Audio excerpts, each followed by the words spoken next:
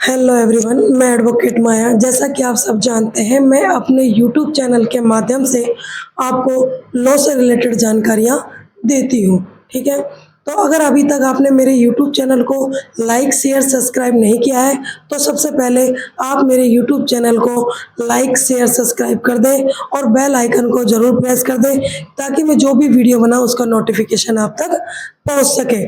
ठीक है ना। तो अब देखो, आज मेरे पास बहुत सारे बच्चों के जो मैसेज आए हुए थे ना, वो लिव इन रिलेशनशिप को लेकर आए हुए हैं कि मैम किस किस कंडीशन में लिव इन रिलेशनशिप में रहा जा सकता है और किस कंडीशन में नहीं रहा जा सकता, और क्या विवाहित व्यक्ति भी लिव इन रिलेशनशिप में रह सकता है। ठीक है ना। और इसका जो सर्टिफिकेट बनवाते हैं उसकी क्या क्या प्रक्रिया रहती है। तो आज हम अपने इस वीडियो के माध्यम से आपको लिव इन में रहने के लिए जो भी कंडीशन होती है वो सारी कंडीशन बताएंगे। रजिस्ट्रेशन की प्रक्रिया क्या होती है वो भी बताएंगे कि शादीशुदा व्यक्ति भी लिव इन में रह सकता है या नहीं रह सकता। इन सब चीज़ के बारे में पूरी डिटेल के साथ आज हम इस वीडियो के माध्यम से आपको बताएंगे।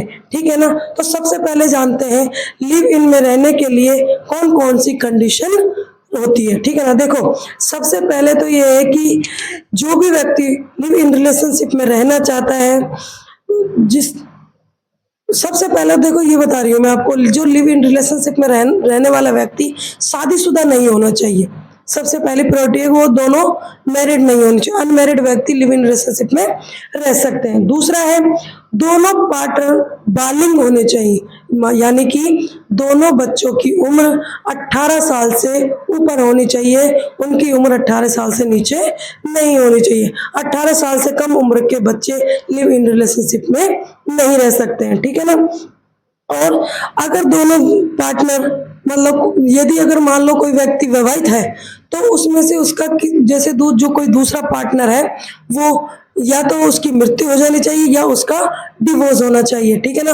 दोनों अगर कपल, दोनों में से कोई भी कपल मैरिड है और उनका दूसरा उनके हस्बैंड या वाइफ जीवित है तो वो लिव इन रिलेशनशिप में नहीं रह सकते। ठीक है ना।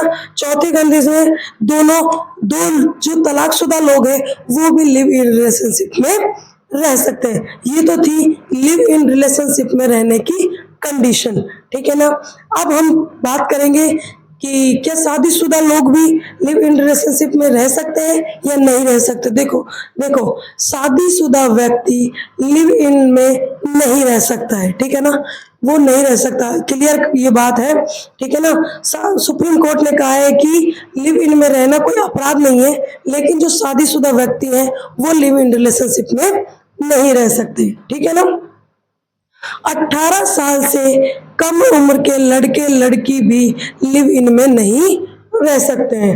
लिव इन में रहने के लिए स्त्री और पुरुष दोनों का अविवाहित होना बहुत जरूरी होता है।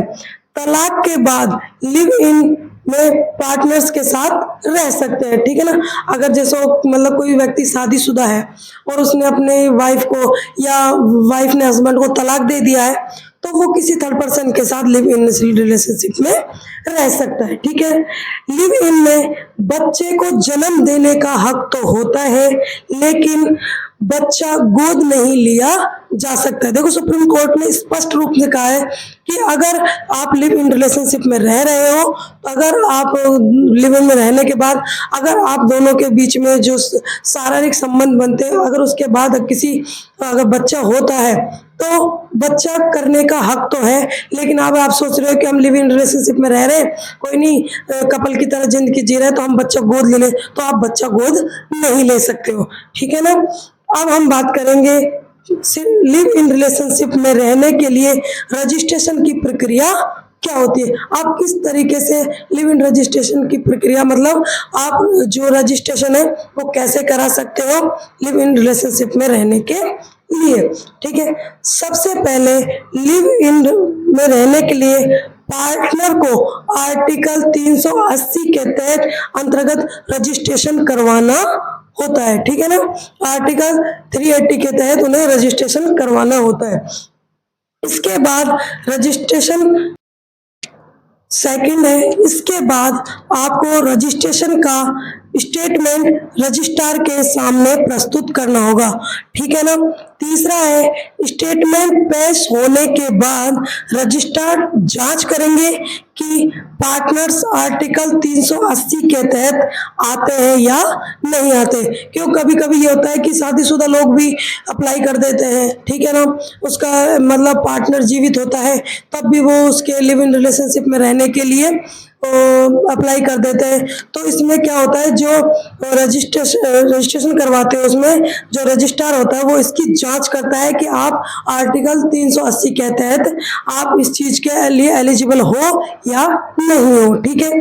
और चौथा है, इसके बाद वेरिफिकेशन के लिए रजिस्ट्रार लिव इन पार्टनर्स को अपने पास बुला सकता है। उन दोनों के रजिस्ट्रार के सामने दोनों के बयान होते हैं कि आप लोग अपनी मर्जी से रह रहे हो या फिर कोई दबाव है, या जो भी तरीके के वो सवाल आपसे करेंगे उनमें, क्योंकि वो सर्टिफिकेट आपको इशू करने से पहले अपने कक्ष में बुलाकर आपको अपने सामने पेश करेंगे कि आप रहना चाहते हैं, नहीं कोई जबरदस्ती तो नहीं है, या फिर इसमें आपको क्या एक रजिस्ट्रेशन की जो प्रक्रिया है ये इसमें एक महत्वपूर्ण पहलू होता है, ठीक है ना। तो और पांचवा है कि वेरिफिकेशन पूरा होने के अंदर 30 दिन के अंदर अंदर आपको लिव इन पार्टनर्स को सर्टिफिकेट जारी कर दिया जाएगा, ठीक है ना।